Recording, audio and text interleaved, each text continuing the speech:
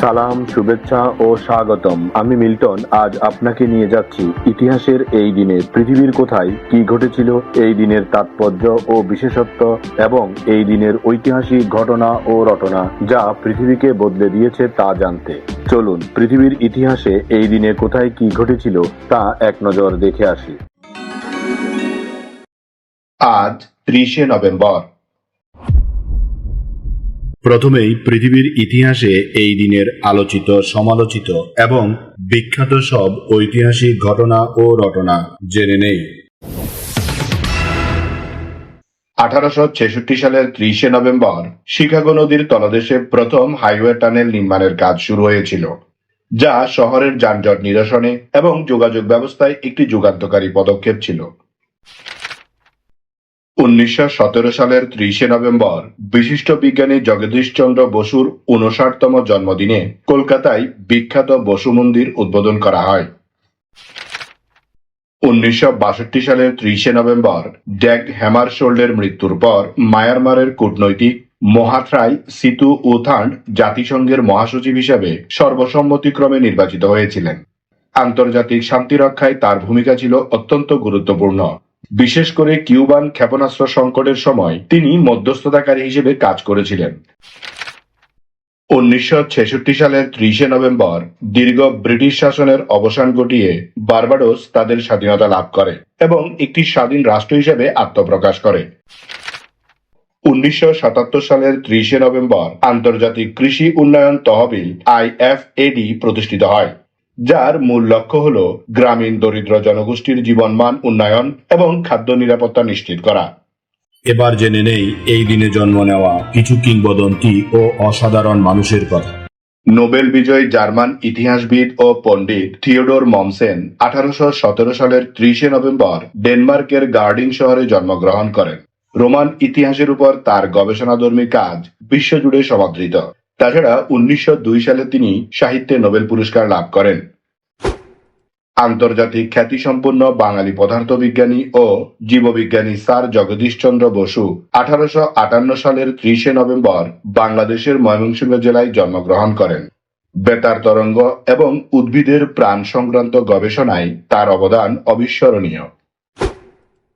British রাজনীতিবিদ, সাহিত্যিক ও সাবেক প্রধানমন্ত্রী উইনস্টন চার্চিল 1874 সালের 30শে নভেম্বর অক্সফোর্ডশায়ারে জন্মগ্রহণ করেন। স্যার উইনস্টন চার্চিলের পুরো নাম উইনস্টন লিওনার্ড স্পেন্সর চার্চিল। দ্বিতীয় বিশ্বযুদ্ধের সময় তার অবদান ও নেতৃত্ব গুণ এবং সাহিত্যে নোবেল পুরস্কার প্রাপ্তি তাকে ইতিহাসে অমর করে রেখেছে। নোবেল জয়ী ইংরেজ শরীরতত্ত্ববিদ ও একাডেমিক এডগার ডগলাস এড্রিয়ান 1889 সালের 30শে নভেম্বর জন্মগ্রহণ করেন। তিনি 1950 সাল থেকে 1955 সাল পর্যন্ত রয়্যাল সোসাইটির প্রেসিডেন্ট ছিলেন এবং তিনি স্নায়ুতন্ত্রের উপর গবেষণার জন্য 1932 সালে চিকিৎসা বিজ্ঞানে নোবেল পুরস্কার লাভ করেন। ভারতীয় অভিনেতা, প্রযোজক, গায়ক এবং টেলিভিশন উপস্থাপক জিৎ 1978 সালের 30শে নভেম্বর কলকাতায় জন্মগ্রহণ করেন।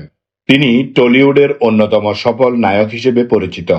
তাছাড়া তিনি টেলিসিনে পুরস্কার, সেরা অভিনেতা হিসেবে আনন্দলোক পুরস্কার এবং কলাকার পুরস্কার সহ অসংখ্য পুরস্কারে ভূষিত হন।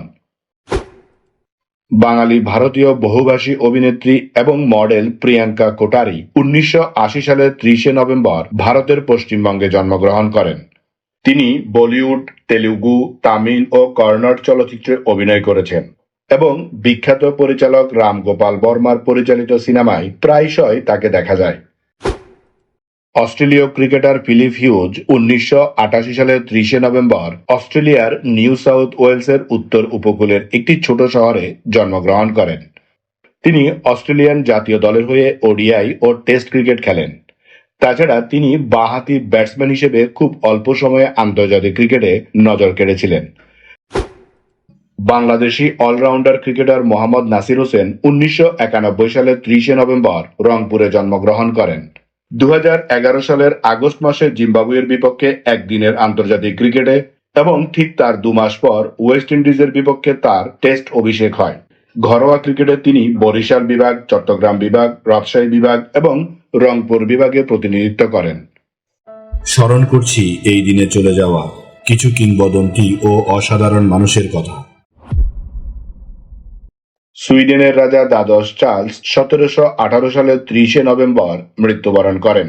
তিনি মাত্র 15 বছর বয়সে সিংহাসনে আরোহণ করেন এবং দীর্ঘ সময় ধরে গ্রেট নর্দার্ন ওয়ার বা মহা উত্তরের যুদ্ধ পরিচালনা করেন। বিখ্যাত বাঙালি সঙ্গীত শিল্পী ও অভিনেত্রী ইন্দুবালা দেবী 1984 সালের 30 নভেম্বর মৃত্যুবরণ করেন। বাংলার সঙ্গীত ও চলচ্চিত্রে তার অবদান অসামান্য। বাংলাদেশের প্রখ্যাত শিক্ষাবিদ ও বিজ্ঞান লেখক আব্দুল আল মতি শরফুদ্দীন 1998 সালের 30 নভেম্বর মৃত্যুবরণ করেন। একাধিক জাতীয় ও আন্তর্জাতিক পুরস্কারে ভূষিত এই শিক্ষাবিদ শিশু ও সাধারণ মানুষের কাছে বিজ্ঞানকে জনপ্রিয় করে তোলার ক্ষেত্রে অগ্রণী ভূমিকা পালন করেছেন।